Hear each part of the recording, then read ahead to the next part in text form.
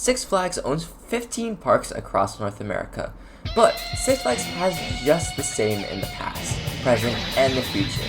And in today's video, I will be telling you guys what happened to all former Six Flags parks.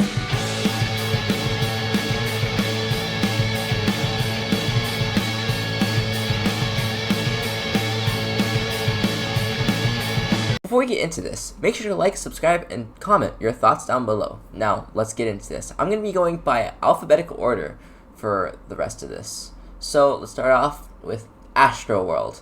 Astroworld was a park in Houston, Texas, owned and operated by Six Flags. The park opened on June 1st, 1968, and was the brainchild of local philanthropist and former Houston mayor Roy Hoffhines, who intended it to complement the Astrodome.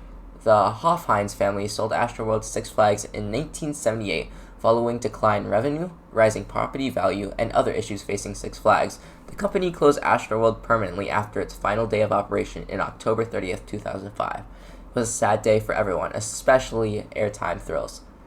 Six Flags Atlantis. Six Flags Atlantis, later operated as Six Flags The Water Kingdom, was a water park in Hollywood, Florida. Six Flags opened Six Flags Atlantis in 1983. In 1989, the park was sold. The new owners revived the original name Atlantis, the Water Kingdom. Six Flags Auto World. Auto World was an indoor theme park in Flint, Michigan. It opened as Six Flags Auto World on July 4th, 1984, and closed for the first time just 6 months later, shutting down for good in 1994 and being demolished 3 years later. Belle de Warde. Belle de Warde is a theme park in West Flemish countryside in Zongbeke, Ypres, Belgium. Sorry if my pronunciation is really bad. Belle de Warde was sold in the early 1990s to the Wallaby Group, which in itself became part of the Six Flags chain in 1998. Six Flags sold all of its European parks, including Belle de Warde, in 2004, in the British investment company Palomar. Belle de Warde is now part of the Greven and Xai Group, which is fully owned by Compagnie des Alpes. Six Flags New Orleans. Six Flags New Orleans is an abandoned theme park located near the intersection of Interstate 10 and Interstate 50 in New Orleans. It opened as Jazzland in 2000. Six Flags purchased it for $22 million. Although the park did not change that year, the New Orleans City Council approved the 75-year lease in August 2002.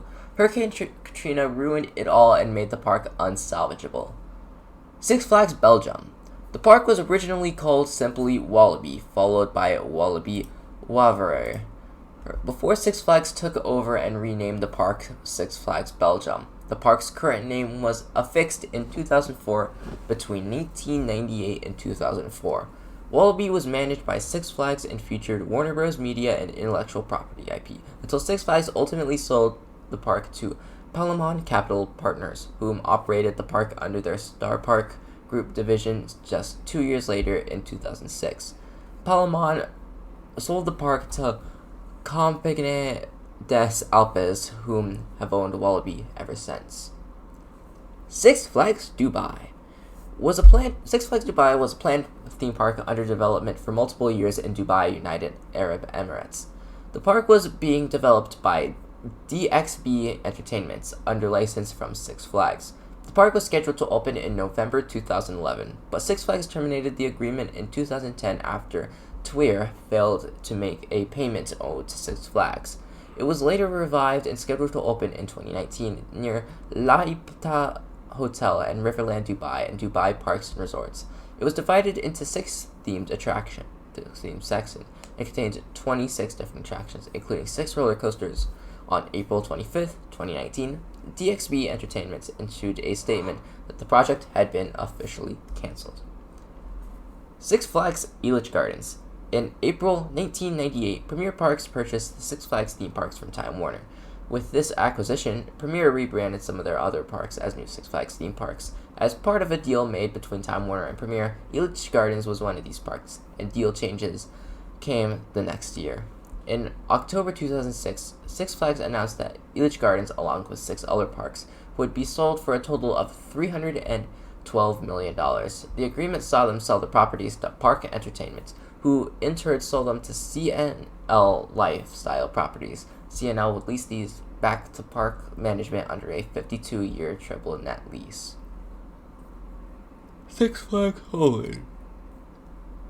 This is the same story as Six Flags Belgium, except the Holland Park got a lot more love than the Belgium Park. So yeah, that's about it for Six Flags Holland. Six Flags Kentucky Kingdom. September 26, 1997, the rights to operate Kentucky Kingdom would be sold to Premier Parks for $64 million. The deal was finalized on November 7th amid a corporate bankruptcy. On February 4th, 2010, Six Flags announced that the park would cease operations immediately due to the rejection of an amended lease by the Kentucky State Fair Board. Six Flags World of Adventure. Alright, here's the big one. In 2000, Geauga Lake received a $40 million expansion and became Six Flags Ohio that winter. Six Flags purchased SeaWorld Ohio for $110 million in cash, merging the two complexes into one. Facing financial difficulties across the chain, Six Flags considered selling the park. 2 months before the 2004 season, a sale to Cedar Fair was announced. The deal was finalized less than a month later for $145 million. Wallaby Rhone Alps. In 1998, the park would change hands once again, and it became part of the Six Flags chain. However, 6 years later, in 2004, Six Flags sold most of its European parks, including Wallaby Rhone Alps, to Star Parks. Warner Bros. Movie World. At the end of 1999, Warner Bros. Sold the park to Premier Parks, now Six Flags. Premier Parks continued to license the Warner Bros. Movie World name. Warner Bros. Movie World Germany was acquired by Star Parks. Warner Bros. Madrid. On April 3rd, 2004, Six Flags sold all of its European parks, including sister park Warner Bros. Movie World to Star Parks. Six Flags Wild Waves. In late 2000, Six Flags bought Wild Waves for $19.3 million in 1997. In April 2007, Six Flags sold the park to Orlando-based real estate investment trust CNL Income Properties, which will lease the park to Park Management. Zambezi Bay. There's not a lot of info on this park. All I know that the company that owned the park was sold to Premier and then became Six Flags, and then it closed down later. So basically the entire thing for Six Flags is that it went bankrupt, and so they couldn't make more money, so they had to sell off a bunch of properties. These are what happened. So what happened is they either sold it off because they ran out of money, or they sold it off because they ran out of money. That's basically it. Thanks all for watching today. If we reach 10 likes on this video, then I will do the Cedar Fair version of this video. Alright, I'll see you all in the next one. Goodbye.